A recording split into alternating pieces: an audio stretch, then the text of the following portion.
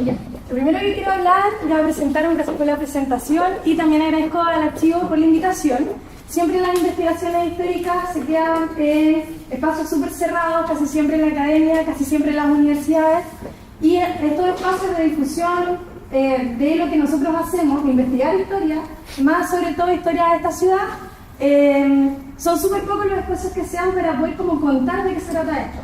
Es muy poco lo que hacemos, ¿cierto?, como profesores muchas veces para poder difundir esto que nosotros conocemos y que tampoco en las escuelas nos dejan tanto el espacio por los currículos ministeriales que tenemos que ver. Lo primero que vamos a ver entonces acá es Viña del Mar Ciudad Industrial. Lo que les vamos a mostrar junto a Carla es toda la historia de la refinería de azúcar de Viña, desde los orígenes de la compañía de refinería hasta el cierre de ella. Yo voy a abordar la primera parte que tiene que ver con el origen de esta compañía de refinería y la importancia que tiene para esta ciudad, tanto como la instalación de ciudad industrial, como también como polo de desarrollo cultural y polo social de la ciudad. Lo primero que quiero hablar es que nosotros constantemente, cuando hacemos alusión a la historia de Viña del Mar, siempre hablamos de la familia Vergara, ¿cierto? Tenemos los nombres de estos dos personajes en las calles de la ciudad, en la plaza que está acá al frente, nos acompañan, ¿cierto?, en la quinta, y constantemente la historia de Viña del Mar se ha circunscrito al conocimiento de la historia de la familia Vergara. Sin embargo, tenemos también otros orígenes de la ciudad que nos han ayudado no solo a entender esta fundación de la ciudad misma, sino a cómo se ha expandido la ciudad desde esa misma fundación. Lo que puse acá en esta primera diapositiva es un extracto del acta de la fundación de la ciudad de Viña del Mar, con la que don José Francisco Vergara envía este escrito al intendente de Valparaíso en ese tiempo, el señor Stauber, que ya se había dado cuenta de que teníamos un pequeño loteo en la ciudad y que esta ciudad, para que tuviera leyes y política y fuera parte, ¿cierto?, de Valparaíso, tenía que ser fundada como tal. Así que en este extracto le da el nombre, ¿cierto?, de Ciudad de Viña del Mar, a la que antiguamente se llamaba Santa Rita de la Viña del Mar y la Hacienda de las Siete Hermanas. Les puse este plano porque es lo que nosotros tenemos o conocemos actualmente de Viña del Mar. Cuando nosotros pensamos en la ciudad, hoy día nosotros pensamos, ¿cierto?, desde las Salinas, que no aparece acá, hasta, no sé, lo que podría ser Recreo, Agua Santa, ya el límite con Barón, ¿cierto? Y por el otro lado nosotros tenemos incluso hasta el Salto, donde está la zona más oriental de Viña del Mar. En la fundación de la ciudad nosotros vamos a tener solamente estas cuadras que están acá. Este pequeño como plano de la ciudad, que son aproximadamente 6 o 7 cuadras, ¿cierto?, que van desde la calle del Cerro, donde hoy día nosotros miramos, ¿cierto?, hacia el Cerro Castillo, y hasta acá mismo la Plaza Sucre que tenemos acá al frente. Ese es el plano fundacional que tenemos de la ciudad de Viña del Mar. ¿Y por qué les muestro este mapa hoy día? Para que podamos entender la situación geográfica y la situación de enclave que existe en esta ciudad en torno a la línea del tren. Entonces, hoy día el metro tren pasa por debajo de la ciudad y ya no es como cuando era más chiquita, ¿cierto?, que el tren pasaba por arriba. Algunos se pueden acordar con mayor, no sé, nitidez que yo, ¿cierto?, de cómo el tren cruzaba toda esta avenida principal y dividía el eje de Viana y Álvarez. Hoy día tenemos un bandejón central que ya no nos deja esa división que había antes por el tren que pasaba por arriba. Por lo mismo, esta instalación de la primera ciudad se hace en torno a esta primera estación de tren, que es la estación Viña del Mar, que está ubicada aquí mismo donde está la estación Viña del Mar, y luego una segunda estación de trenes, que es la estación Miramar, que es donde está, ¿cierto? Sí, existiendo la estación Miramar. Con estas dos estaciones de tren, nosotros vamos a ver el origen de la ciudad y la concentración de las industrias de la ciudad, sobre todo en el sector que va a estar como cerca de lo que hoy día nosotros conocemos Plaza José Francisco Vergara, antiguamente era solo la plaza de la parroquia, hacia el oriente de la ciudad. ¿Por qué hago alusión al mapa? Porque cuando nosotros pensamos en historia de una ciudad, no lo podemos hacer solamente como historia por historia, sino que necesariamente tenemos que hacer alusión al plano urbano de la ciudad, porque ahí nosotros vamos a generar la interacción con el espacio. Nosotros constantemente nos movemos por la ciudad, hacemos trayectos de locomoción colectiva, en auto, nos movemos siempre por los mismos espacios espacios. Y esos espacios se van teniendo un significado para nosotros, van adquiriendo, ¿cierto?, una emocionalidad o una importancia, y además de eso van a ir cambiando esos espacios en la medida que nosotros vamos creciendo, o van apareciendo edificios nuevos, o van, ¿cierto?, desapareciendo antiguas construcciones que nosotros teníamos. Es súper claro el ejemplo de cuando nosotros somos chiquititos y vamos a una cancha o vamos a un patio y nos parece el patio enorme, y después uno está grande en el patio y se da cuenta que el patio es muy chiquitito. Esa percepción que tenemos de los espacios es súper clave para poder entender la historia de la ciudad. Y no es algo que nosotros hagamos como alusión constante cuando aprendemos historia, ¿cierto? Aprendemos como las fechas y los datos, no las percepciones que tenemos en torno a los espacios. Porque hablamos de percepciones hoy día. Porque la ciudad de Viña del Mar va cambiando, no solo por la espacialidad que cambia, sino también por la percepción que se tiene de los espacios de la ciudad. Si ustedes se fijan bien, el plano de la ciudad, los nombres de las calles y la distribución no ha cambiado, siguen siendo los mismos. O sea, acá yo tengo la calle del Cerro, tengo calle Valparaíso, calle Diana, al otro lado calle Valparaíso, todavía no existía calle Arlegui, como estamos hoy día, ¿cierto? Y tenemos la Plaza Sucre, para el lado de allá y para la calle del Cerro. Este es el plano original y el plano que envía José Francisco Vergara a la Intendencia para poder como dar fundación a la ciudad de Viña del Mar. Si se dan cuenta también, ¿qué pasa? Sí. ¿Qué ha sucedido? No importa. Si se dan cuenta también, la intervención que se hace del espacio geográfico va a ir en relación a la instalación de las industrias. Este es un plano posterior, de 20 años después, y cuando se ve el plano, les voy a contar que hay un lugar que está, donde ya está ubicado el casino de Viña del Mar, que ya lo van a ver. Ya lo van a ver. ¿No sé esto? ¿Por qué?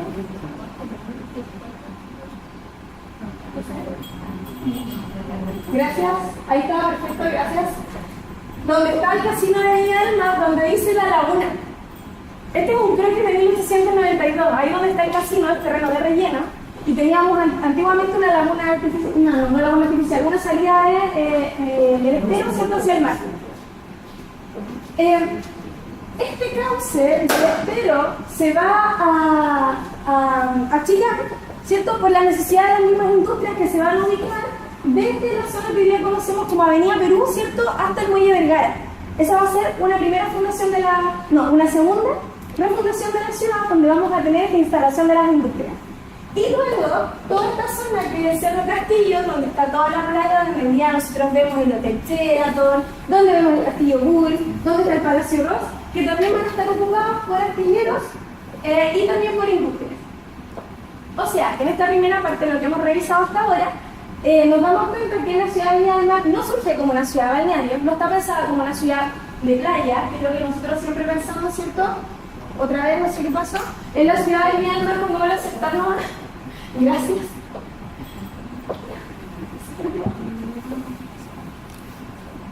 No importa, yo voy a seguir porque la tengo acá. Ahí. Y, no importa. Entonces, no es la imagen actual que tenemos de la ciudad, sino que la ciudad de Viña del Mar surge como una ciudad industrial, una ciudad industrializada. Esta ciudad industrializada va a tener, por una parte,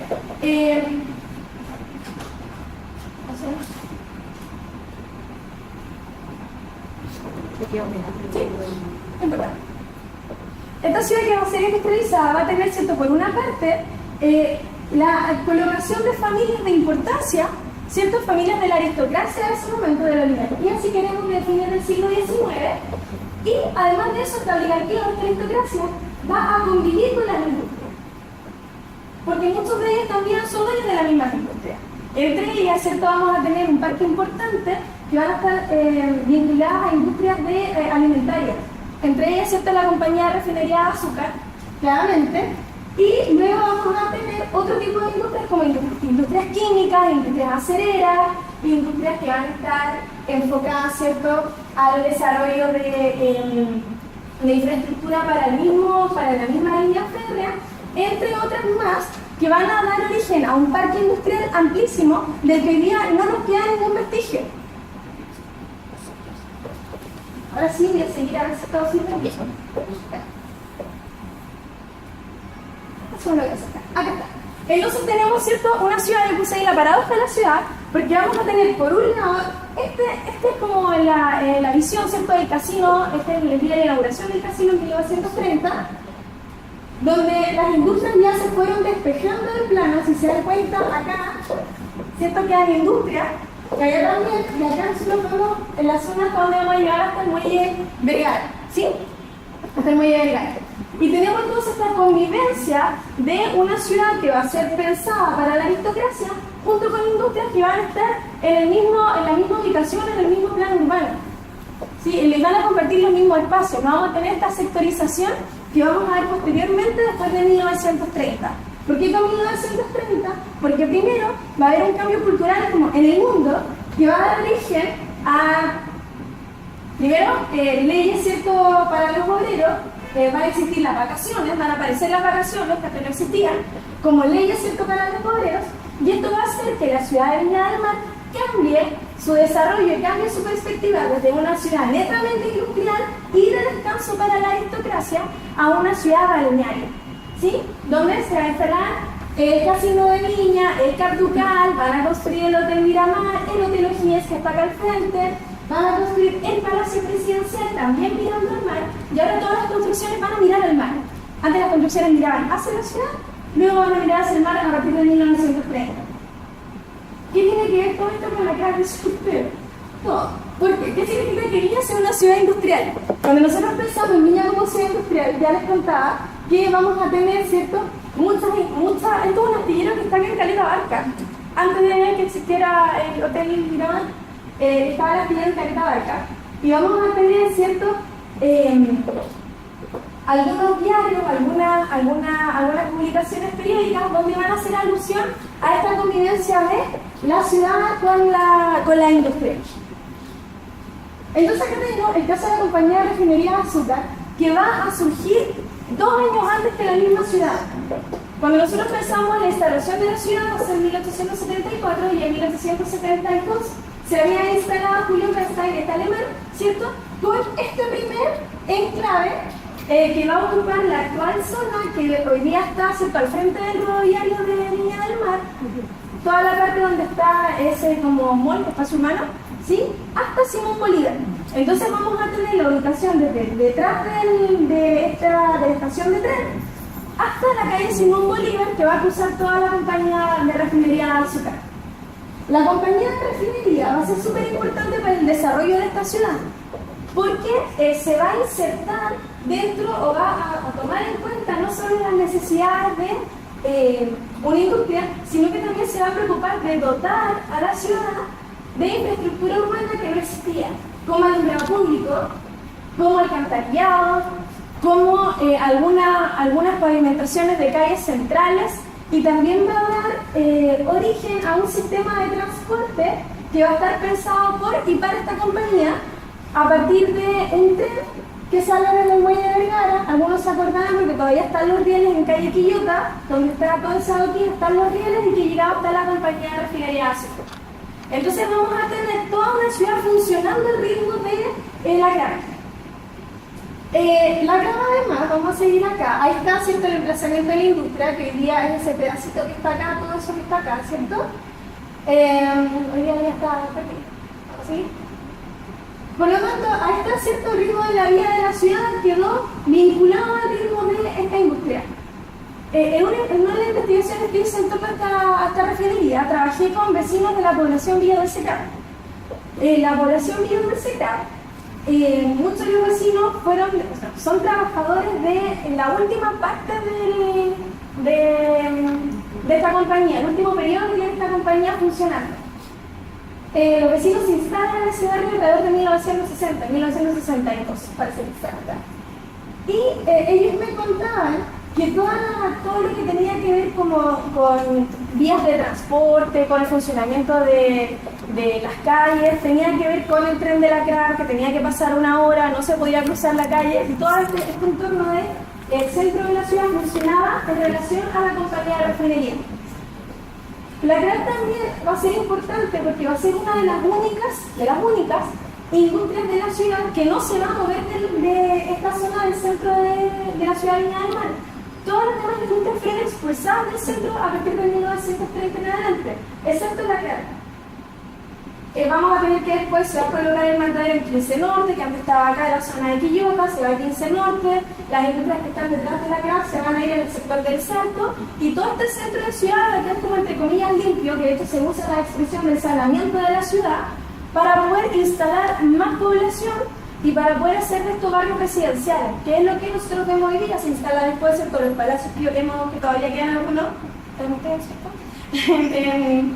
de la calle Libertad hacia 15 Norte, se va a construir la población Vergara, detrás de donde está el Casino de Viña, toda la parte de la Avenida Perú, y luego se van a construir pequeñas viviendas, ¿cierto? Acá desde Agua Santa, como hacia acá, ¿cierto?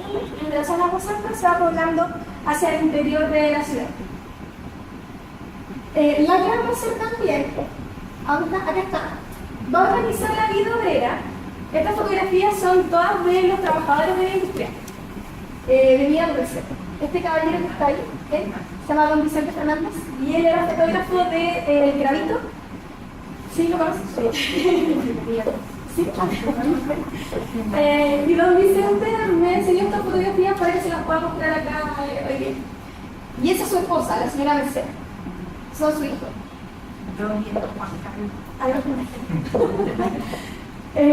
Entonces, esta industria, aquí atrás de esta foto está el casino social, y acá también se ve parte del casino social.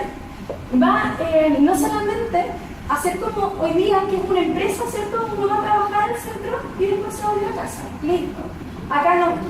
La industria funcionaba en torno a la vida del obrero y funcionaba en relación, ¿cierto?, a las condiciones de materialidad y a las condiciones de bienestar de la familia de los obreros de la refinería Azúcar. Por lo mismo, están estas familias al interior de la industria, al interior del casino social y todo está al interior de la misma industria, y la vida social se hace dentro de la industria. Hay también, ¿cierto?, es parte de la vida social. Me voy a detener en esta fotografía, si está presente. Igual preferí montarla.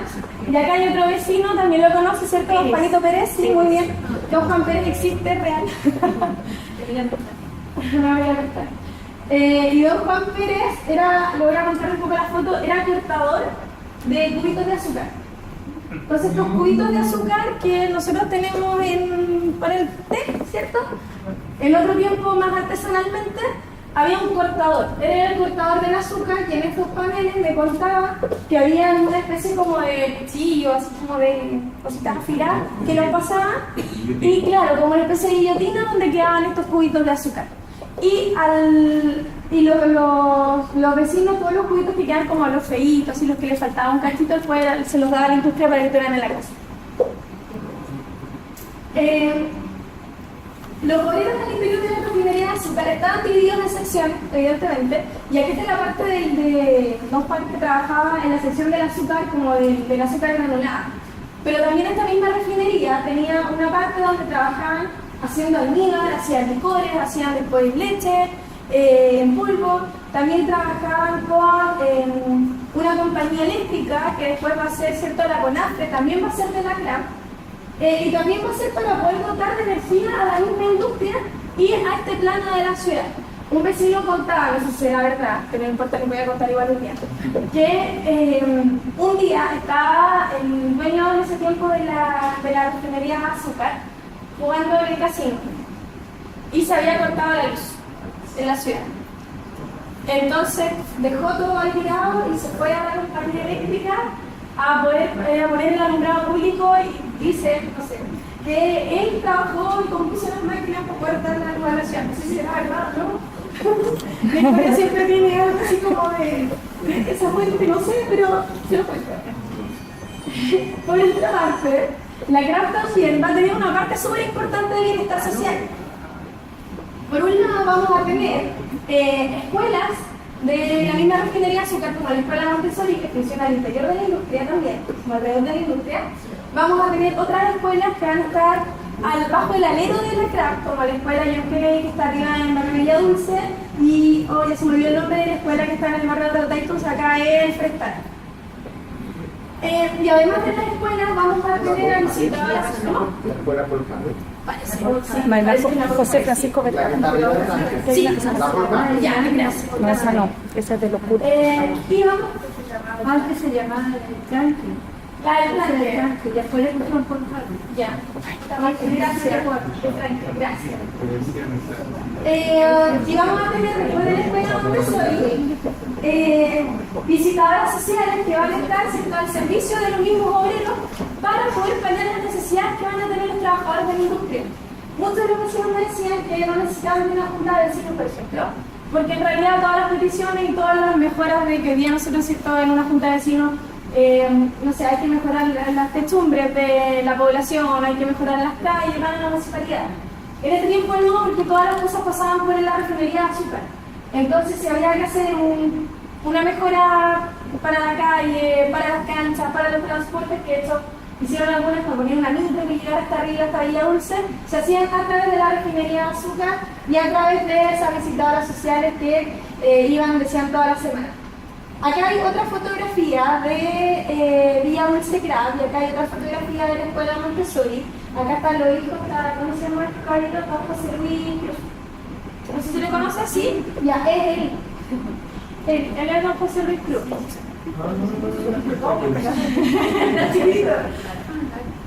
Y acá está no me acuerdo si era el hijo de don Vicente que estaban jugando a la quema del juego. Los barrios de la industria van a ser la extensión de la industria misma. Entonces muchas de las festividades que se hacen en realidad son parte de la vida como al exterior. Nosotros estoy pensando en la procesión, no sé, de la Virgen, no estoy pensando en las fiestas religiosas, se hacen a través de las parroquias. Acá todas las fiestas eran la extensión de la refinería de azúcar. Entonces lo que no se hacía en el mismo barrio, se hacía en la fábrica. Por ejemplo, la fiesta de Navidad en la fábrica, no en el barrio. La fiesta de fin de año de los trabajadores en la fábrica, no en el barrio.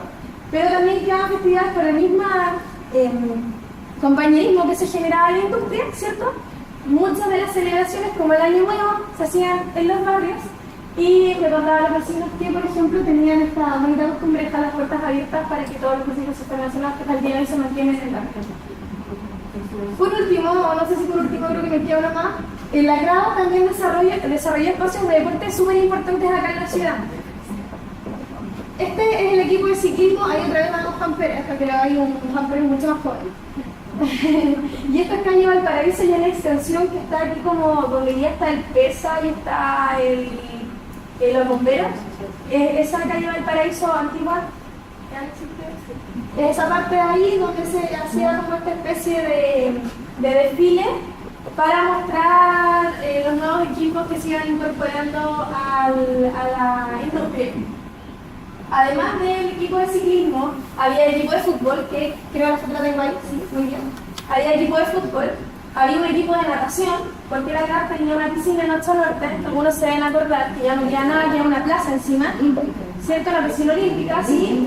Tenían también un estadio, tenían también el teatro, una cancha de karaoke, ¿no? La calle Mons, Sí, también, la calle Mons, el teatro.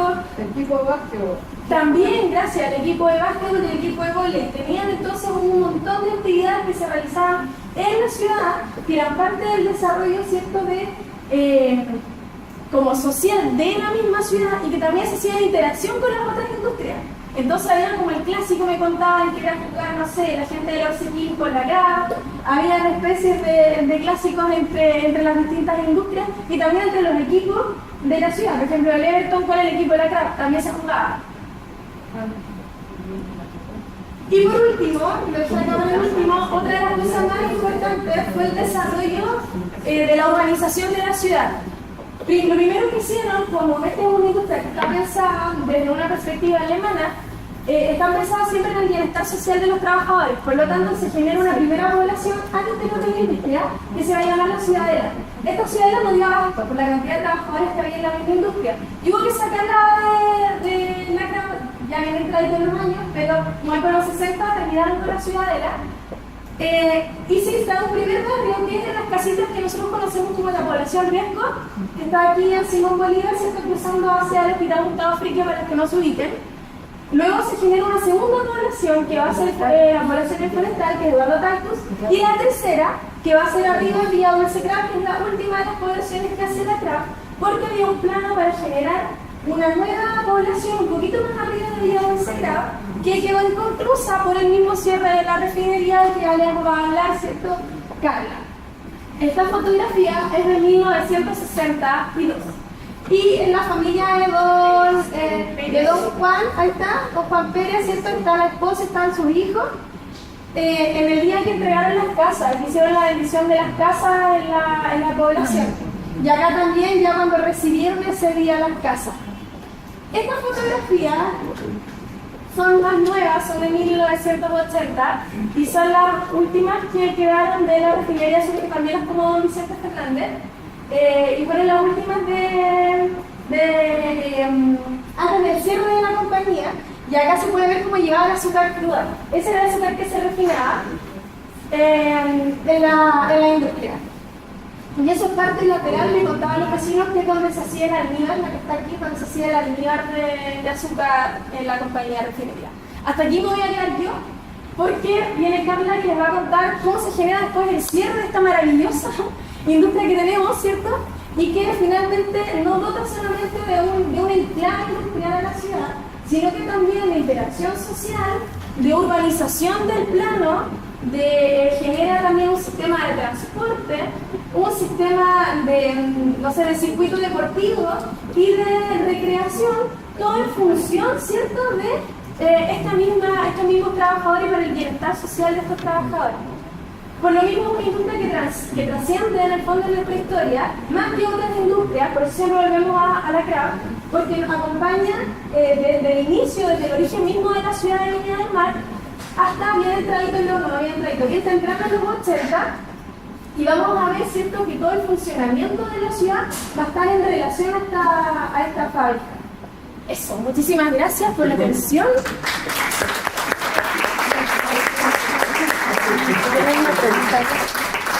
¿La pregunta la dejamos para el final todas juntas? Sí.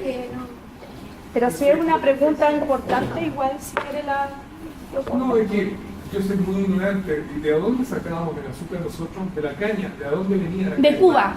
Ah, eso es bien importante saber que venía. Sí.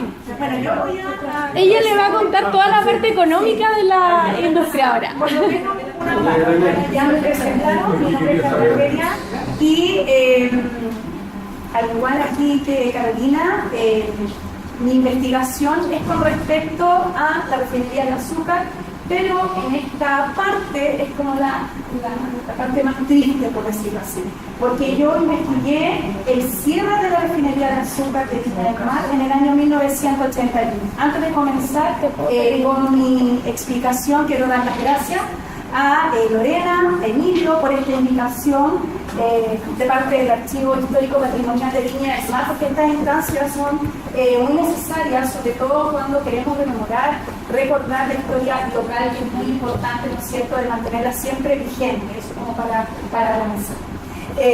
¿De qué manera yo titulé esta presentación? El amargo fin de una dulce historia. ¿Por qué una dulce historia? Porque, como mencionaba Carolina, desde que Julio Bernstein, a fines del siglo XIX, instala esta refinería de azúcar de Viña del Mar, instala también un modelo paternalista. ¿Qué significa eso? Es un modelo de participación entre el dueño de la industria y sus trabajadores, otorgándole constantemente una serie de beneficios que les permitiera estar cómodos en su trabajo. Y esa es una dinámica y una constante que vamos a encontrar en el desarrollo de la historia de la refinería de azúcar de Viña del Mar. Y esa constante la vamos a tener que retomar cuando se acerque el fin de la refinería de azúcar. Porque para los trabajadores de CRAB va a ser sumamente triste, o sea, más allá de perder su frente laboral. Fue como, para que lo entendamos, fue una situación como perder un familiar. ¿Ya? Como perder parte de su vida. Fue muy dramático para los refineros y para sus familias la pérdida de su frente laboral, que no era solamente su frente laboral, sino que era parte de su vida, porque había familias completas que estaban aquí. Esta investigación yo la hice en el marco de obtener mi grado de magíster de la Universidad Católica, magíster en Historia, ya que en mi pregrado yo hice también una investigación con respecto a la refinería de azúcar de Viña del Mar, pero con respecto a su historia. Y cuando hice esa investigación, sentí que había una parte que aún no daba respuesta. ¿Y respuesta a quiénes? Sobre todo a los trabajadores. ¿Cómo se había desarrollado el quiebre de la refinería? ¿Por qué había quebrado? Si todos los balances, todas las cosas decían que la industria estaba bien, entonces ¿por qué terminó de una manera tan abrupta? ¿Y por qué fueron ellos, los mismos trabajadores que siempre participaron y apoyaron la refinería, los cuales fueron los últimos en enterarse? ¿Ya?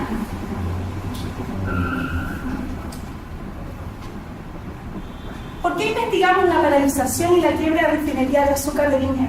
Ya les expliqué que esta es la maduración de una primera investigación que yo hice, donde veo que hay una necesidad por dar ciertas respuestas. A lo mejor no van a ser respuestas concretas, ya que la historia nos acerca a algunas verdades, pero siempre van a haber verdades que vamos a poder seguir investigando. Pero por lo menos esta va a ser una aproximación que nos va a dar a entender por qué esta refinería quiere. ¿Ah?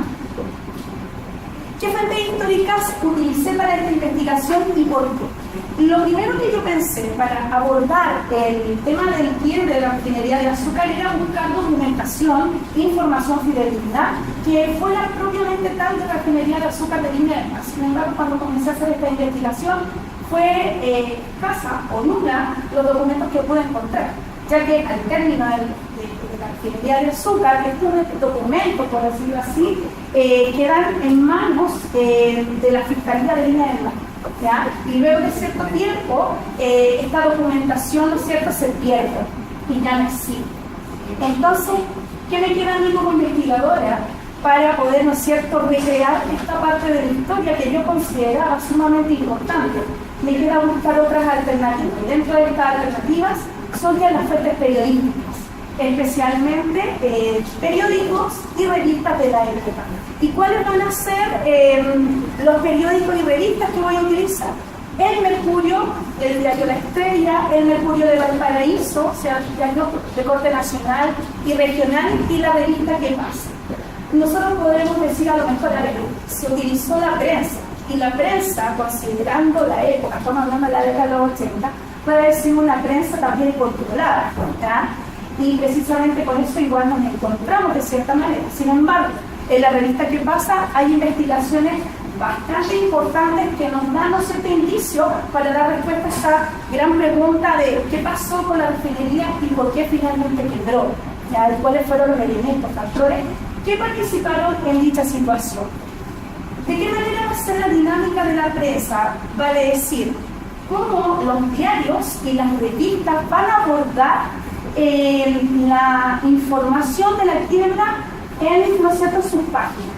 Vamos a encontrar un primer momento que va a ser más bien informativo, hablando del año 81, al día anterior del cierre de la refinería, el 3 de mayo del mismo año, en donde se informa el diario Mercurio que la refinería va a paralizar. Y así sucesivamente, entre el mes de mayo y el mes de junio, donde vamos a registrar esta dinámica informativa. Se informa exactamente lo que pasa.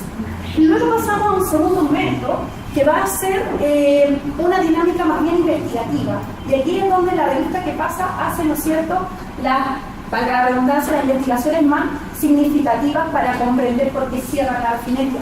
Y por último encontramos un tercer momento que tiene que ver con la proyección y el impacto que tiene la quiebra, la paralización y quiebra de la refinería de azúcar en el año 1982, que coincidentemente se registra la recesión del mismo año, la recesión del año 1982. Vamos a ver ahora cuáles van a ser las conexiones que van a aparecer entre la quiebra de la refinería y la recesión del mismo año. ¿Qué factores confluyen en la paralización de la refinería de azúcar? O sea, tenemos que entender primero que van a existir causas externas, vale decir, una dimensión internacional que va a impedir, ¿no es cierto?, o que va a generar ciertos bloqueos al desarrollo constante, continuo, de la refinería de azúcar de Viña del Mar. Por otro lado, causas internas. ¿Qué pasa en Chile? Que, ¿no es cierto?, la industria comienza a frenarse, no solamente la industria del azúcar, como pasa con Crack, sino que también otros tipos de industria, como la textil, entre otras. Ambas causas van a proyectar la quiebra de la refinería, el término de la refinería, y luego vamos a ver cómo esta quiebra va a impactar en la recesión económica del año 1980. Vamos a partir entonces con la causa externa. ¿Qué está pasando en el contexto en donde yo enfoco la época de estudio que va entre la década del 70 y, ¿no es cierto?, los primeros años de la década de los 80? El contexto es la Guerra Fría. ¿Ah? ¿Qué pasa en la Guerra Fría? Es una época que va entre el año 1927 y 1991, donde existen dos bloques antagónicos: Estados Unidos liderando el capitalismo y la Unión Soviética liderando el comunismo. Estados Unidos va a tener una participación importante en nuestro país, sobre todo en la década del 70, especialmente desde la instalación del gobierno militar en adelante. ¿Qué conflictos vamos a comprender? Primero, el conflicto del petróleo de Yom Kippur, del año 1973, cuando, ¿no es cierto?, los árabes con los israelíes comienzan con un conflicto en donde los precios de los barriles de crudo, de petróleo, comienzan, ¿no es cierto?, a elevarse porque se produce un bloqueo de petróleo para los países occidentales o alineados con Occidente.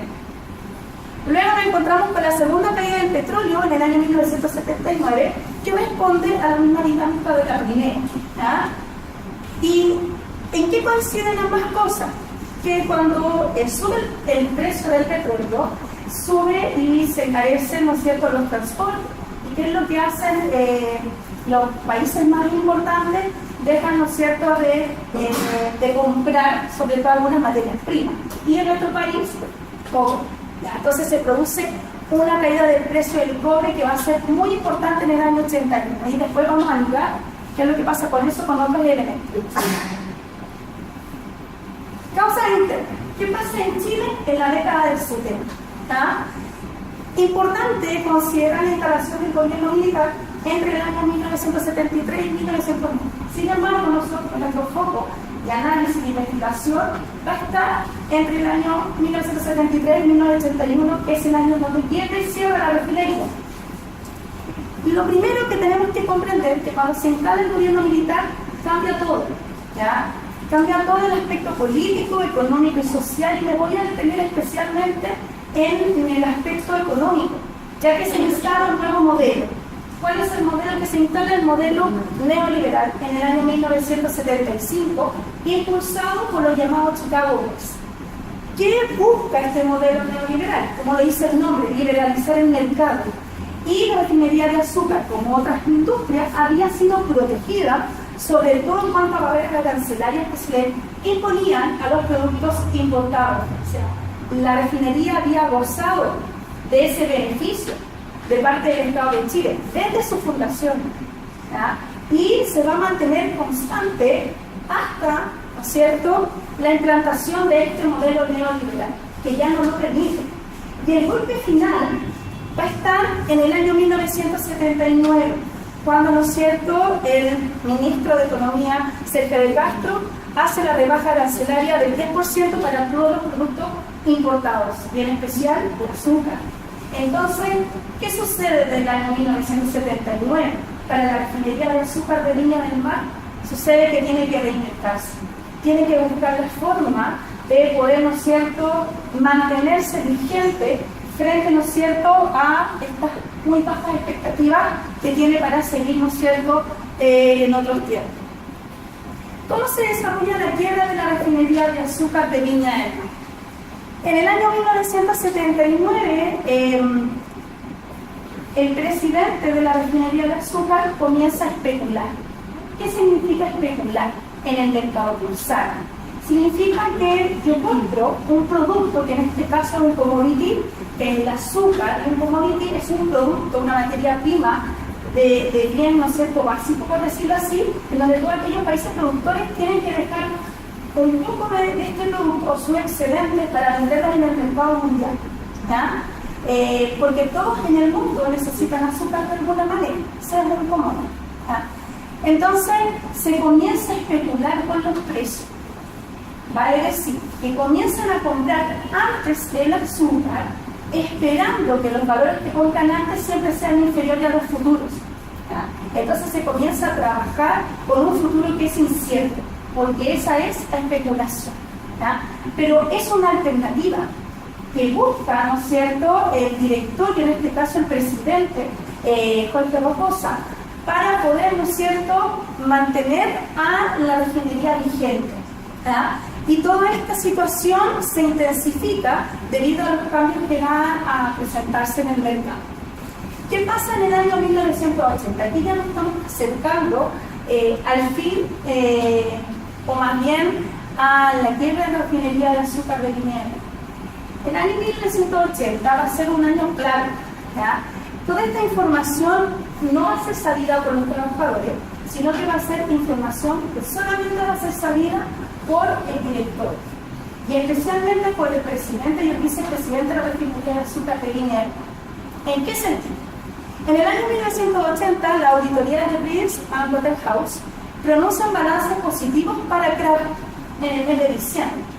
Sin embargo, esos balances positivos eran de 6 meses anteriores, o sea, para que se entienda, del primer semestre del año 1980. Entonces, lo que pasa en el segundo semestre de 1980 es incierto. ¿Ya? Pero ¿quién tenía esa información privilegiada? ¿Quién creemos que era el que salió? ¿Qué estaba pasando en el segundo semestre? El director y el presidente. Ellos sabían. ¿Ya? Sabían que las cosas no estaban bien.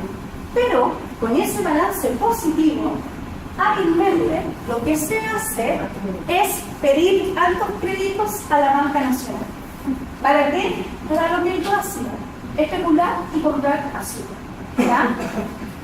¿Qué hizo la banca? Kraft tenía una historia impecable, económica y comercialmente hablando, impecable. Entonces no le iban a bloquear la posibilidad de hacer crédito, sobre todo considerando que la banca nacional en esta época no tenía filtros. ¿Ya? Recuerden que en el año 1975 se instaló un modelo neoliberal, se liberaliza el comercio, la economía, por lo tanto, los bancos imponían sus propias limitaciones, por decirlo así. ¿Ya? Y en este caso acá no se le limita nada, se le presta al presidente todo lo que él supuestamente necesitaba. ¿Ya? Pero, ¿qué tiene a su vez la banca? Porque no es llegar y prestar dinero, se presta dinero, pero también había algo que a la banca le interesaba. La banca ponía los intereses que él estimaba convenientes. Entonces ya, yo le presto mucho dinero, que eso fue lo que le pasó, o eso fue lo que pasó con el presidente, pero yo después te pongo los intereses que a mí me son convenientes. Entonces, al final, todos se beneficiaban. Lo único que la banca no sabía la verdadera situación de la cual estamos a fines de la década de los 80, o sea, a fines del año 1980.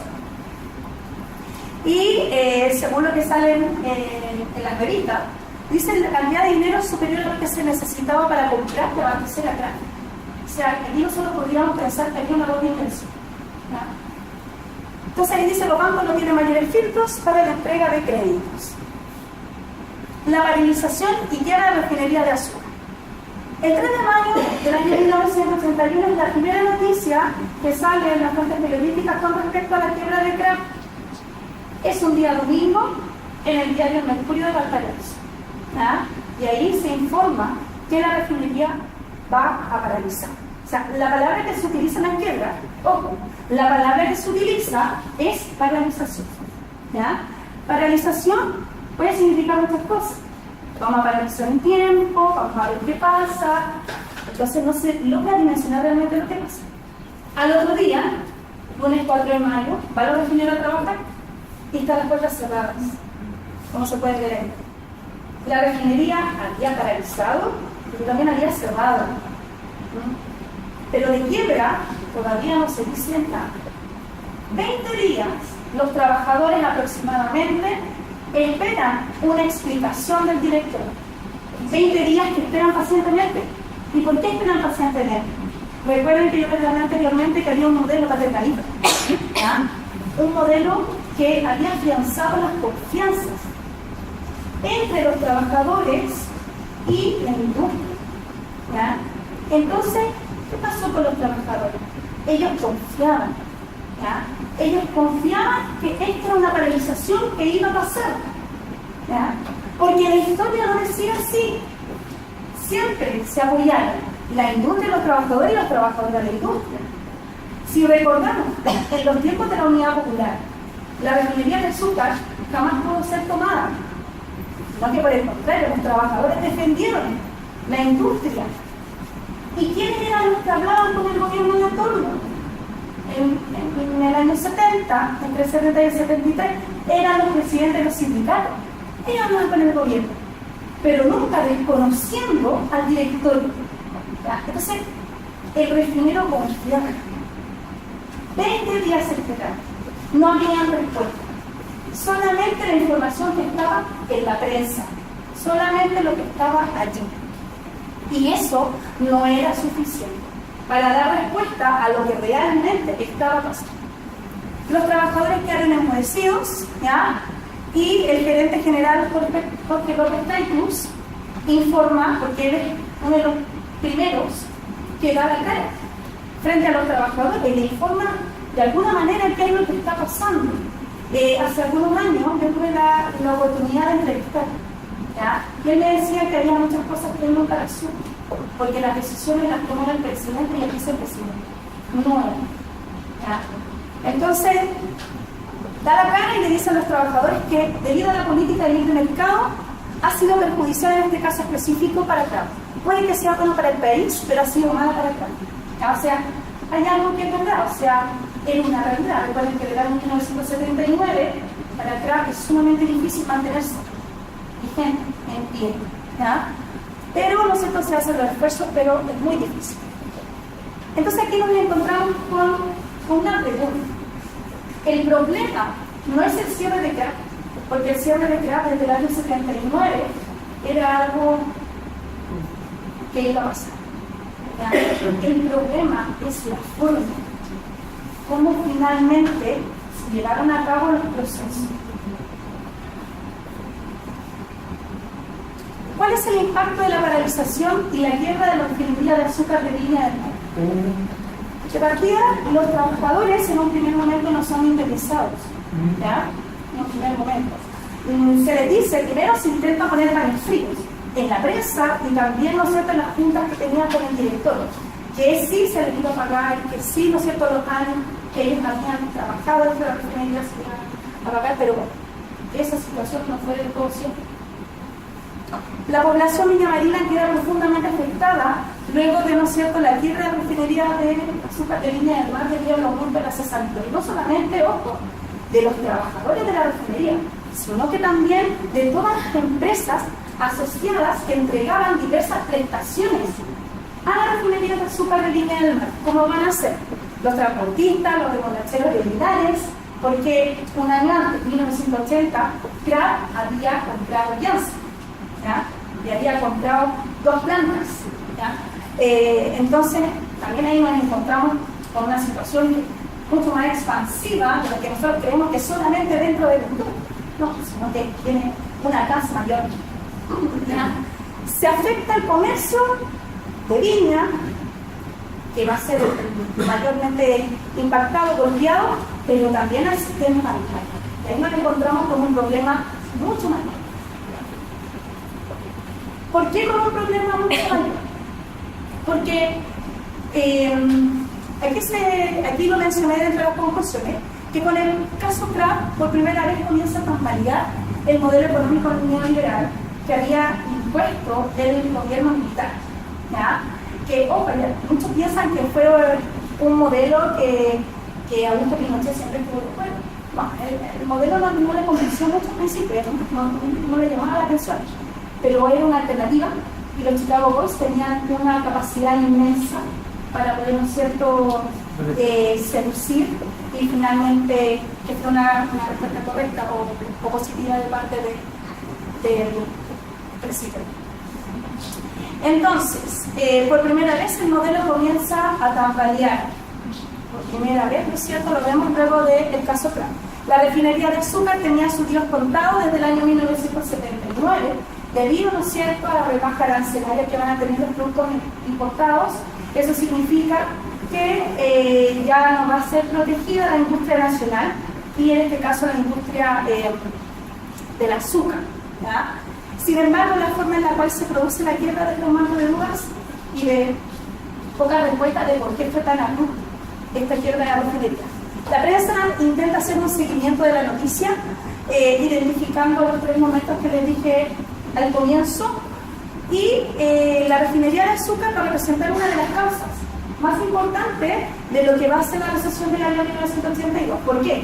Porque, no lo digo yo, lo dice la revista y lo dice la información. Esto después va a ser judicializado. Al presidente de CRA se le va a hacer un juicio, ¿ya?, por el fraude que hace con respecto a los dineros que pide como crédito a la banca nacional. La banca nacional queda completamente desestabilizada, los bancos chilenos, en específico el Banco del Estado y el Banco de Chile. ¿Qué es lo que les queda a ellos solamente? ¿Ya? Les quedan solamente los terrenos, nada más, bueno, los terrenos y lo que había dentro, que era toda la maquinaria para refinar, pero si no se puede refinar azúcar, ¿de qué sirve toda esa máquina? ¿Ya? Entonces, para poder de alguna manera recuperar los dineros, ¿no es cierto?, entregados por concepto de crédito al presidente Juan de Rós, la banca no tiene cómo compensar. Entonces, no solamente el modelo se desestabiliza, sino que la banca nacional. Y el peor impacto para la banca nacional es que el crédito externo que se le entregaban a Chile se bloquea. ¿Ya? En el año 1981 se bloquea. Deja de entrar capital y flujo, ¿ya?, de Estados Unidos, que es, ¿no es cierto?, la principal fuente crediticia, por decirlo así, que tiene nuestro país, y otros países europeos, especialmente Estados Unidos, lo frenan, lo bloquean. ¿Qué es lo que pasa con la banca? No sabe qué hacer, ¿ya?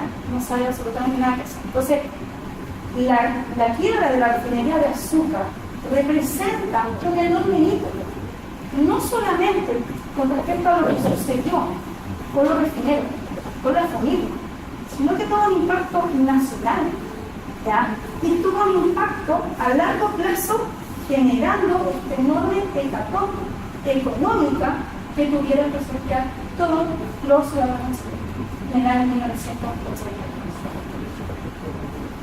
Ahí algunas imágenes, les quería mostrar esas imágenes de algunos diarios, del diario Mercurio, ¿ya?, donde se le aseguraba la indemnización a los trabajadores. O sea, lo que se intenta hacer es poner paños fríos, ¿ya? Y vemos, bueno, que la prensa estaba alineada con el gobierno, como dije al comienzo de esta explicación. Sí, era así, alineada y controlada, ¿ya? No está alineada. Entonces, ¿qué es lo que sucede?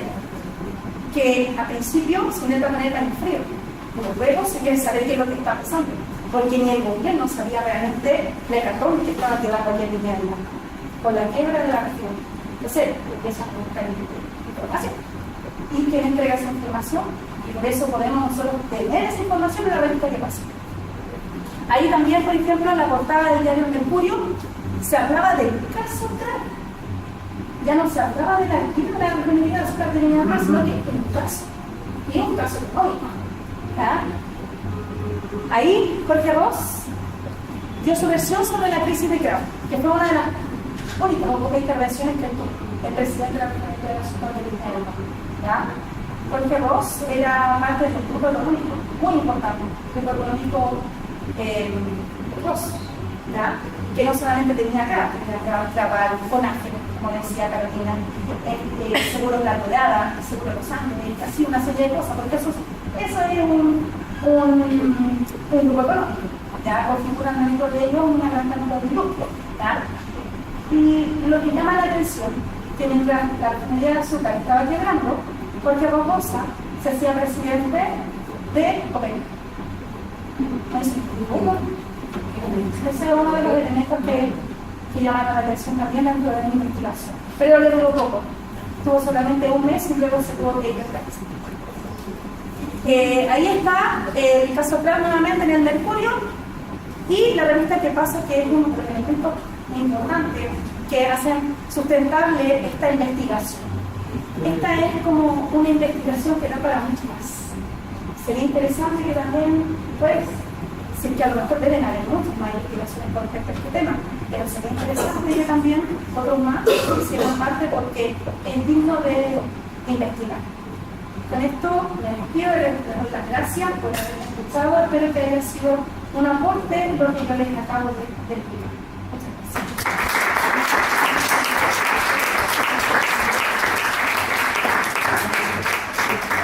gracias.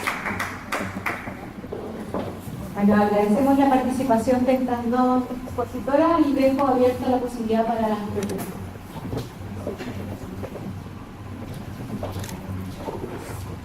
Sí, la felicito realmente muy bien, pues, todo, pero a mí me gustaría saber, Chile compraba, ¿a quién compraba el azúcar? Y porque nosotros no producimos caña ni nada de eso, entonces tendríamos que, había una cantidad de dinero que eso, y lo otro que me interesa sobremanera, saber si se les pagó una indemnización a la gente al final, porque eso es muy importante saberlo. Que terrible que se hicieran las cosas como se hicieron, como se ponen aquí. Tremendo. Gracias. ¿Querés que diga lo del azúcar también? Bueno, ya yo respondo en otra parte del... No, respondo el tiro. Sí, micrófono, así más. Sí, respondo. Ya respondo, Silvia. Bueno, el azúcar, como usted bien dice, nosotros no somos exportadores, o sea, no producimos caña de azúcar. La caña de azúcar viene de países de Centroamérica con clima cálidos, tropicales, especialmente el Caribe, pero lo que se compra es en el mercado internacional, ¿ya? Se compra en la bolsa de valores, ahí se compra, porque es un commodity. Entonces, ¿cuál es la bolsa? La bolsa de Nueva York, porque la bolsa de Londres, que son las dos bolsas donde se venden commodities, la bolsa de Londres vende la azúcar refinada, y en la bolsa de Nueva York la azúcar cruda, de ahí la compraba la refinería de azúcar de Viñanga. Eso es como la primera cosa, y lo segundo lo va a explicar Carolina. Lo segundo, la parte de las indemnizaciones. En el tiempo de la UP, cuando los trabajadores comenzaron a tomar las industrias, vamos a tener que la compañía desarrolló un sistema para que la industria pasara a manos de trabajadores, pero que no fuera del todo de los trabajadores. Entonces, ¿qué se hizo? Se entregaron títulos de acciones. Se repartieron todas las acciones a los trabajadores de las industrias, de todo nivel. Entonces, algunos tenían más acciones y otros tenían menos acciones. ¿Qué es lo que pasó? Con el paso de los años y con la crisis que tuvo la refinería de azúcar, estas acciones fueron perdiendo valor. Muchos de los trabajadores cambiaron estas acciones a tiempo, y para muchos otros, con el cierre de la refinería, solamente se quedaron con los títulos. Entonces los títulos no valen nada, los tienen enmarcados de hecho en la casa, no valen los títulos. Otra de las formas de indemnización que hubo fue a través de terrenos de propiedad. Gracias. Algunos de esos se entregaron en la meseta del Gallo arriba en Miraflores Alto, y los otros se esperaba ser entregados después en la nueva población. En el año 84 habían pronosticado hacer esa nueva población y tampoco pudo ser posible. Entonces, en realidad, muchos de los vecinos, algunos sí los que llevaban muchos años de servicio, los jubilaron antes, los jubilaron anticipados. Entonces vamos a tener en el fondo no hay un sistema de indemnización, sino que se hizo lo que se pudo en la medida de que fueron percibiendo esta como inminente quiebra que iba a tener la refinería. Entonces, por un lado, a los trabajadores más antiguos se les jubiló, a otros se les indemnizaron los títulos de acciones, y a un tercer grupo quedaron sin ninguna posibilidad de indemnización porque los títulos ya no tenían ningún valor en la bolsa de acciones. Entonces, eso. ¿Sí? Terrible. Sí, terrible. ¿Sí? ¿Alguna otra pregunta? ¿Sí?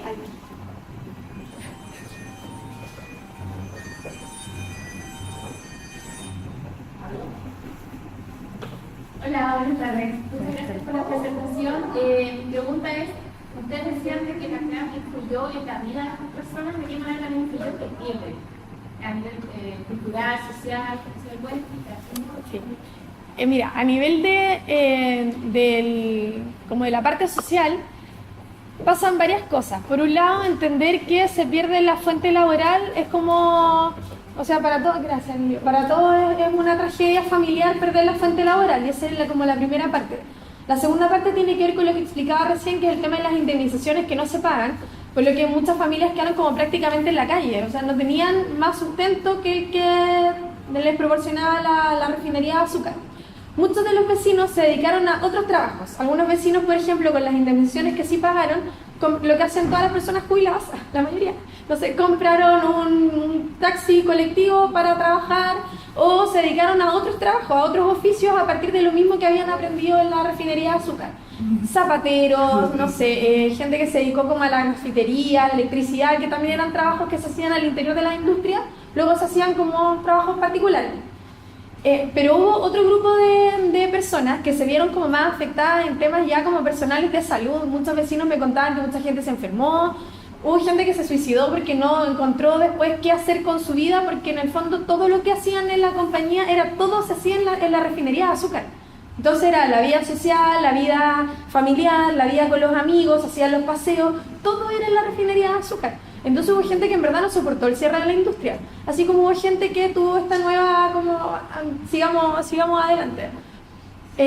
Y en términos como de la familia como más extensiva, los colegios siguieron funcionando, pero muchas de las escuelas pasaron a la corporación municipal.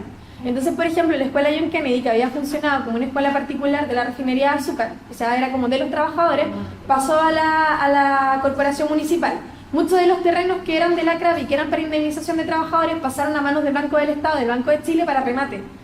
Y algunas otras propiedades, como por ejemplo los terrenos donde están las iglesias, que las iglesias eran terrenos cedidos por la municipalidad para tener las iglesias, por la compañía de azúcar para tener iglesias o tener juntas de vecinos, jardines, lo que fuera necesario para los barrios, pasaron a manos de también o de la municipalidad o de particulares o de la iglesia católica, en el caso estoy pensando en la iglesia San José, por ejemplo, en Villa Dulce, para poder mantener esos espacios como con la función que ya tenían previamente y que no pasaron a remate al banco también. Entonces ahí hubo una sesión de varios actores en el fondo que participaron del cierre de la compañía y que tienen que ver, todo impacta en la calidad de vida de las personas.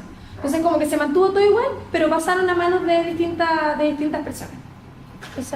No, es que revisar. No, que todo lo que es beneficio que tenía CRAB, lógicamente se perdió por completo. Cierra la refinería y se pierde todo lo que era beneficio. Tenemos que entender también que dentro de la refinería había algunos espacios que tenían que ver con los beneficios que se le otorgaba por este modelo paternalista. Todo eso se pierde. Entonces esa es como la pena, porque eso queda una pena tremenda de parte del refinero de haber perdido no tan solo su fuente laboral, sino que parte de su vida, porque eran familias completas que estaban allí, eran el papá, el hijo, el nieto, los cuales lo siempre ¿Cuánta gente era la que trabajaba? ¿Cuánta gente era, más o menos? Cuando cierra la industria quedan alrededor de 500 personas. 500 familias. Porque todos esos tenían familia. Llegaron a tener hasta como 1.200 personas sí, trabajando yo en la tenía compañía. entendido como 1.200. Sí. Perdón, ¿y el juicio a don Jorge Ross? Eso es interesante. Saber qué pasó con Qué él. bueno que me preguntas, estaba esperando esa pregunta.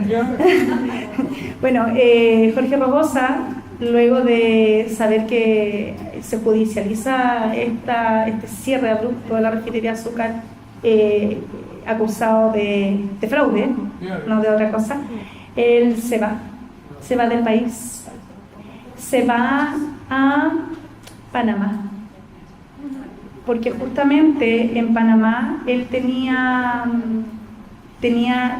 lazos comerciales con los panameños, que en un momento de la década de los 80 estos panameños intentaron también hacer algo con CRAB y Craval. Y el juicio, como todo pasa en este país, después de ciertos años se acaba, prescribe, esa es la palabra, prescribe y él vuelve en la década del 90. ¿Y qué es lo que hace? Sigue manteniendo lazos empresariales porque él era parte de un grupo económico. Y al ser parte de un grupo económico significa que tienes lazo son líderes de otros grupos económicos. Pero ¿qué es lo que hace aquí? Cuando vuelve con su esposa, hacen una casa de caridad para mujeres y niñas abandonadas. Y hasta el día de hoy esa casa de caridad se mantiene en Santiago. No recuerdo ahora bien el nombre, pero eso es lo que hacen. ¿Ya? Y de eso eso es lo que hacen. Una casa de acogida, pero no me acuerdo el nombre, pero eso es lo que hacen, desde la década del 90 hasta su fallecimiento en el año 2008. Me gustaría saber cuánto tiene que ver Valparaíso en este pasaje industrial de Viña del Mar. Ya. Cuando nosotros pensamos, yo les mostraba al principio los mapas gracias. Les mostraba los mapas de Viña. Viña era una extensión de Valparaíso. Viña del Mar no fue una extensión de Valparaíso.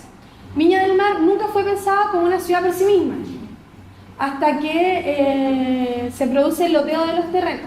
Valparaíso era, primero, en el colegio, imagino que algunas lo vieron, era Puerto de Santiago, y después de ser Puerto de Santiago, se independiza Valparaíso y comienza a ser una ciudad industrial.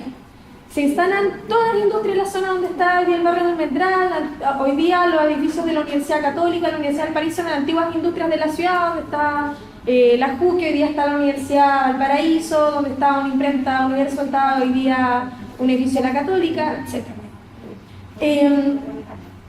Cuando se ocupa todo el plano de la ciudad, también hay que recordar que Valparaíso es terreno de relleno, entonces no hay tanto espacio disponible para poder instalar industrias. Aparece Viña del Mar como un lugar propicio para la instalación de las industrias. ¿Pero por qué? Porque en 1855 se inaugura el tren, que es el tren que va de Valparaíso a Santiago.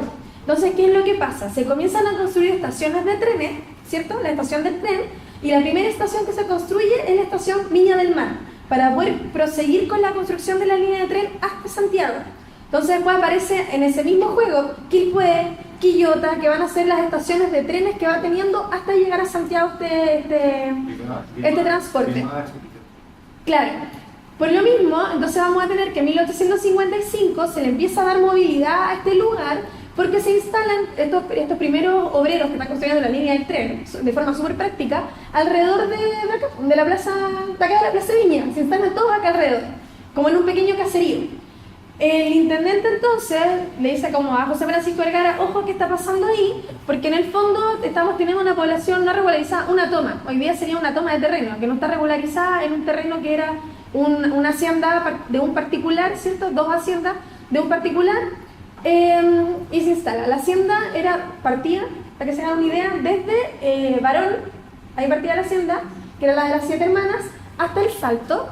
Y la otra hacienda, Santa Rita de la Viña del Mar, es como la zona donde está el Palacio Vergara, ¿cierto? Sacando como los cerros, hasta 15 Norte, Santa Inés, La Salina, hasta allá. Entonces esas dos haciendas, que en el fondo es todo Viña del Mar, pertenecían a esta familia. Cuando se instala este tren, comienzan a llegar entonces otras familias aristócratas, porque dicen: oye, está como entretenido vivir ahí, cerca, hay una estación de tren, podemos traer una casa acá. Y José Francisco Vergara comienza a arrendar terrenos. Entonces arrienda un terreno, la gente se instala con una casa. ¿Y dónde se comienzan a instalar? Aquí donde está Agua Santa, como donde está el Journal, todas eran casas hasta arriba. Y después toda la zona de Agua Santa hacia la Plaza de Viña.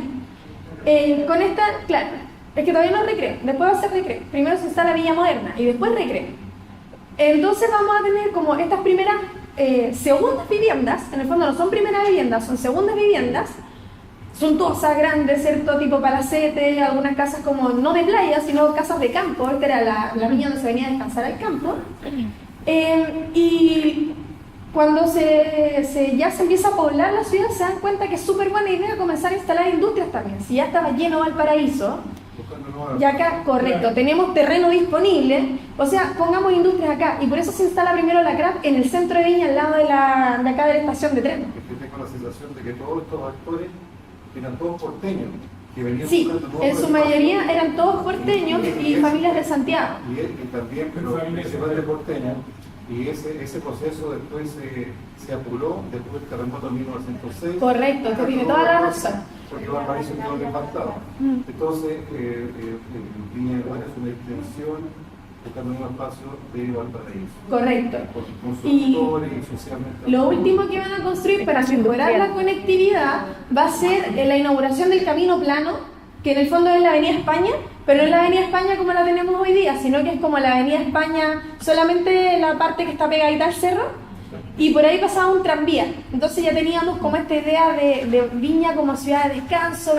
Benjamín Vicuña hablaba de la hacienda del descanso, o la hacienda de las delicias, decía, de Valparaíso, para llegar, o para el paseo dominical. Eso era en el fondo Viña del Mar. Y luego con esta apura que le hace el intendente Staurren, es como lo tenemos entonces de Viña del Mar, porque hay que hacer este plano con urgencia, porque, o sea, esto es una ciudad ya, tiene más de 100 personas, es una ciudad. Sí, yo lo que he escuchado en la población Vergara, los cochinos le llamaban el arenal. En que era un arenal, o sea, todavía es un arenal. De hecho, esa parte ahí cuando hay temblores se siente bien fuerte, y por lo mismo, porque es un arenal. Se construye ahí el muelle Vergara por la posibilidad que existe de que los cascos de los barcos no choquen abajo, porque es una zona profunda, ¿cierto? Y para poder traer el azúcar de ahí que venían de puertos extranjeros, ¿cierto? Se instala por eso ahí el muelle Vergara, porque toda esa zona era una playa, es un arenal en el fondo. Es un arenal. Sí, por eso también la avenida Perú se hace como malecón, para evitar que la arena se caiga. Sí. Sí, le quiero hacer una consulta con relación al régimen de propiedad de CRAP. Quiero llegar nuevamente acá. Ustedes comentaron que a fines de la década del 70 se constituye en sociedad anónima. ¿Quién eran los accionistas mayoritarios al momento de declararse en quiebra? Sociedad Anónima CRAP siempre lo fue, desde fines del siglo XIX, o sea, desde Julio Bernstein. Él se abre a Sociedad Anónima para acrecentar la industria. Pero en la década a fines de la década del 70, el accionista mayoritario es Jorge Robosa, porque él es el presidente. ¿Y por qué el presidente? Porque es el accionista mayoritario. Lo sigue Sergio Mendoza, que es el vicepresidente, el segundo accionista. Y así suma y sigue hasta llegar a los trabajadores, que también tuvieron acciones, como señalaba Carolina. Ellos son. Es que en una sociedad anónima hay muchos dueños, lo que eso significa que tenían mayor participación, porque claro, ellos vendrían en esa figura, vendrían siendo los dueños, por decirlo así, pero dueños no, porque son los principales accionistas, y por eso la figura de presidente. Exacto, pero lo que pasa es que muchas veces el presidente es nombrado sin pertenecer, sin tener la propiedad en la... Sí, pero en este caso sí lo es. Pero acá... ¿por qué le consultó esto? Porque sí, en el fondo los accionistas mayoritarios son los que tienen el peso de las decisiones en la compañía, y por lo tanto toda esta acción dolosa que ellos llevaron por la banca, ellos son los directos responsables. Por eso son acusados de fraude, con nombre y apellido. ¿Pero solamente a sido dos o a todos? No, él, porque él era el que tomaba las decisiones de la especulación, y él era el que tomaba las decisiones con respecto a lo que se hacía dentro de CRAP. Yo le mencionaba dentro del relato que el gerente de CRAP no tenía idea de los movimientos que hacía el presidente, que era Jorge Ross. Él tomaba las decisiones, y el único que sabía lo que él hacía era el vicepresidente Sergio Mendoza y sus asesores, porque él tenía asesores que lo ayudaban a especular en el mercado bursátil. Y es más, Jorge Robosa, la última compra de azúcar que hizo, la hizo pensando de buena manera, ¿ya? En el sentido de que pensaba que el azúcar iba a subir de precio por un problema que había en Polonia, ¿ya? Porque Polonia también genera azúcar, pero remolacha. Porque, ojo, aquí en Chile nosotros no tenemos caña de azúcar, pero sí remolacha. Por eso hablamos de los remolacheros linares, porque la CRAP, para tratar de mantener la industria del azúcar, empiezan a desarrollar la remolacha en la década del 50, incluso traen un alemán para que haga todas las investigaciones y poder, ¿no es cierto?, hacer los cultivos correspondientes, y estos cultivos resultan, y de esos cultivos después también resulta llanza. Entonces él era el principal responsable. Ellos van a ser. Linares era el centro, pero ellos desde Talca, Chillán. Así, sí, no, si son es todo un espacio, y de la remolacha saca el azúcar, o sea, no es solamente de la caña, sino que también de la remolacha. Y existían estos campos de remolacha al sur de nuestro país. Y no sé si le contesto la pregunta, ¿sí? Jorge Ross era de la misma familia de doña Juana Ross. Él es hijo de Gustavo Ross, el mago de las finanzas. Porteño. Exactamente. Y es nieto de Federico Santamaría, o sea, es toda la familia, sí. Ellos vienen de ese linaje. Uno de los dueños de Chile. Sí, sí, ese es de ese linaje. ¿Verdad? Bien. Ya. Muchas gracias. Gracias. Muy bien.